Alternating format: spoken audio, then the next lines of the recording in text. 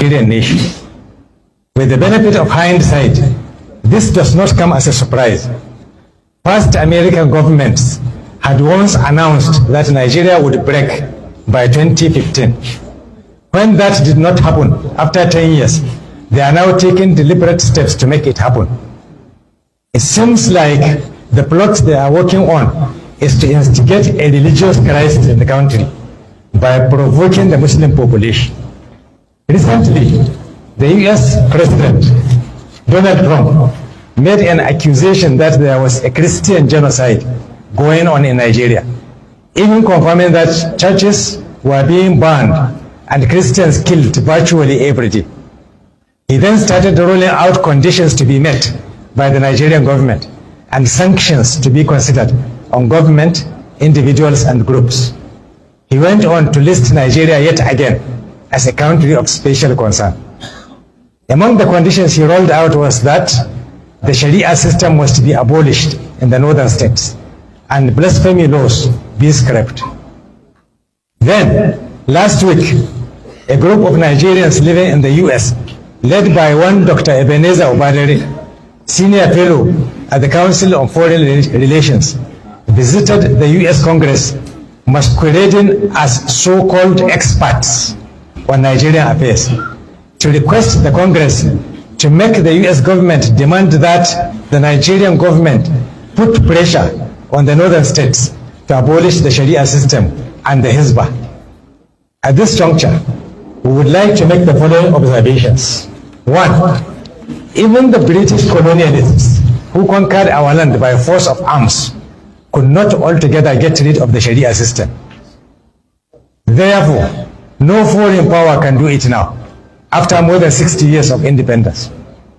Two, the Sharia system is an integral part of our constitution, which, in recognition of everybody's right to religious freedom, provided for three legal systems, namely the British common law, the Sharia personal law, and the customary law. Three, moreover, the constitution allowed for concurrent powers that gives states the power to make laws affecting any of the concurrent list, of which enacting Sharia law is a part of. Four, unless the constitution of our country and its democratic federalism is going to be trampled on, the plot to force the federal government to pressure state governments to abolish the Sharia system and Hizbah is not wise. Five, the Sharia system has never been imposed on any non-Muslims in Nigeria. Six, the blasphemy law is not a religious law, but a law enacted by respective state assemblies in order to preserve peace and harmony. Seven, the Sharia system has no connection whatsoever with the different types of insecurity issues happening in Nigeria. Eight, the Hizbah institution has never engaged in any type of unrest. It is an unarmed organization concerned only with the enforcement of Sharia moral laws within the ambit of the national law. Therefore, on behalf of all the 40 Islamic organizations that form the Zamfara State Muslims League, we hereby state the following. One, we in Zamfara State are more than 99% Muslims. We were the first to implement the Sharia system in 1999. We want all and sundry to know that we are comfortable with the system and we will never allow it to be tampered with. Two, the request of Dr. Obadere is not based on any expertise, but on biasness and Islamophobia. Three, the US has no business meddling in the international affairs of our country, or act as a custodian of a certain religion, or start a new crusade against Islam, with Nigeria as its first victim. Four, we emphatically affirm that Muslims in Nigeria will not stand by and look while a foreign power dismantles the Sharia system just to make some anti-Islamic Christians happy. We know that America has been sponsoring Zionist terrorism in Palestine and the genocide of Muslims. We are also ready to pay the price the Palestinians are paying if America should decide to will come to Nigeria to dismantle Sharia. 5, we are calling on President Bola Tinubu to treat carefully. He should remember that he rose to power on the goodwill of Sharia-loving Muslim population of this country. 6, we also call on Muslim representatives in the Senate and the House of Representatives never to allow themselves to be used for the achievement of crooked objectives detrimental to the interests of those they represent. 7, we call on our governors and members of the respective houses of assemblies not to relent or give in on this matter. They must stand firm and ensure our freedoms in a sovereign Nigeria. We are also using this medium to appeal to our northern governors, especially the Sharia compliant states, to intensify efforts in protecting, safeguarding, and promoting the Sharia legal system in their respective states. 8, it is time for our traditional rulers to stand up and talk. The labor of our leaders past shall never be in vain. 9, our ulama and imams must stand up and talk. Imams must convey our message of resistance on all pulpits. Sharia implementation is our religious right, which we are entitled to. We will never accept intervention on how to practice our religion from any quarter. 10, finally, we call on all Muslims in Nigeria to be ready to defend our religion and the Sharia system, whatever it takes. The Sokoto Caliphate must be collapsed, that the bandits cannot keep killing people, and at the same time, federal power must be allocated to the state. What is your take as regards this alleged report? Yes, quickly he rushed to Benin when there was coup, you know, and I can tell you, it shows because his passive relationship with Macron, you know, and they are trying to phase out France from, you know, subjecting West Africa to continuous political and economic sabotage. So when that coup took place, if you listen to the head of the military junta, you know, Pascal Tigri, you will say it's very clear that the first country he mentioned in that statement was France. But you can see, Tinubu quickly, you know, got an instruction from Macron, and he quickly deployed jet fighters. So what is that signal to you is that Russia, America, and France are battling over the continuous unity of Nigeria. That's what it means.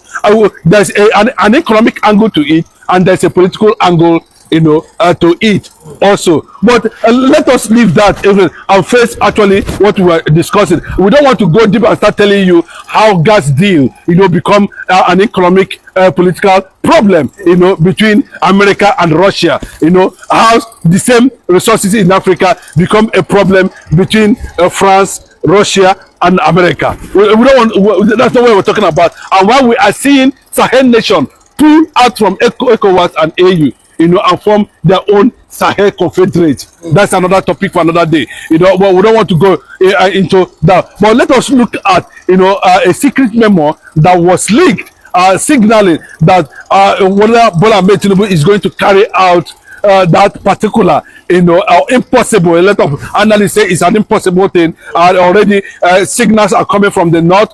There's a series of warning in that regard. You know, the north doesn't want Nigeria to break, and they want everybody to be controlled under a Sharia, under religious law. And with that's one of the conditions America gave, that religious law must be banned in Nigeria as a condition of continuous unity. That is one.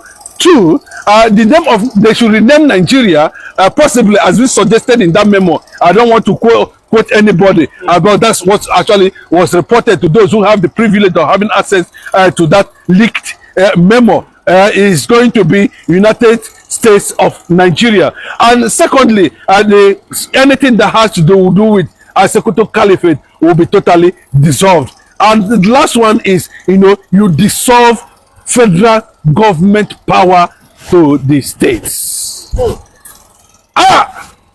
We did not stand this impossibility. The question is that they are already threatening that if Bola Ahmed Tinubu attempt to bring such bill on the floor of the Senate, the northern senators will shut it down completely. And any attempt to stop Sharia will lead to the breakup of Nigeria. And when I said these are the options already on the table of United States of America, and let me tell you, one head, as they say, Department of War is the head of Department of War in America, said they are going to submit all other options to the issue of Christian genocide in Nigeria. Meaning, all options might include total breakup. Now, let me, Garules, Elias Garules, a lot of people must know it, is one of the most popular loyalists, of Donald Trump's government. And of course, Donald Trump himself, he said very clearly that Biafra is forthcoming. I repeat, you can verify. I'm not quoting it by myself. The Igbo nation has lost over 20 million lives as a result of Nigerian unity. And it's not even ideal. This thing continues. And that is the fact. The Yoruba nation are being killed. You can see the strong warning from the Yoruba Union telling Bola Ahmed Tinubu to be careful, because the government is gradually bringing a very damaged international image on the Yoruba nation because of his incompetence and lack of integrity. I quote, not be me talking, not go say na me talking. They are now your own people who are professionals, who are lettered. It's time to tell him that they don't understand the kind of government is what. The North is also accusing him. You are the one exposing Nigerian hidden secret to the world that made the whole world now focus on Nigeria. That's massive surveillance in Nigeria. Let me give you an insight to let you know that America has also landed here in Nigeria. A few days ago, the American surveillance plane was moving around the Nigeria airspace just because a high delegate of congressmen were in Nigeria. They occupied the Nigerian airspace from Ekiti, Borno, Niger, Sokoto. They were flying all around just because this high-powered Congress who met with Nuhu Ribadu in Abuja, the congressmen were in Lagos. They took over the Nigerian airspace, but nobody will tell you that. But I'm just telling you clearly that they took off from Ghana and occupied Nigerian airspace for 48 hours. I don't know whether Nigeria will say whether they know it or not, but they are quick to fly to Benin. They didn't know where the Boko Haram hiders were to go and use that kind of response and rescue Nigerians. They were not able to do that, showing that level of advanced conspiracy in the highest level. And it has attracted a certain conditions now. And what are the conditions? We did not accept the banning of Sharia. We did not accept that Nigeria is a secular nation and should not be ruled by religious law. This is not a joke. Nigeria, so would they accept that? Would they accept total disintegration of the federal structure to the state level, where every state in Nigeria will control their resources? Would they accept the renaming of Nigeria? Because the name of Nigeria, even that one they are projecting now, you can say it clearly that when Bola Ahmed Tinubu came in, he changed the national anthem to anyone he feels that is okay. And who tells you that you cannot rename Nigeria? And that is what it is. So there is a deep struggle now, and if they are not able to meet certain positions, let me tell you, the German government is backing Biafra, the Israeli government is backing Biafra, all the American allied forces are backing Biafra currently now. If there's an executive order today for Biafra sovereignty and support, it has to go with all the American allied forces anywhere in the world, including Germany and France and Israel. And we are good to go. And that is it. If a lot of people are saying, why would this Senate, you don't need a Senate, because they deliberately removed referendum from the Constitution of Nigeria. So we will not be talking about referendum. What we need now is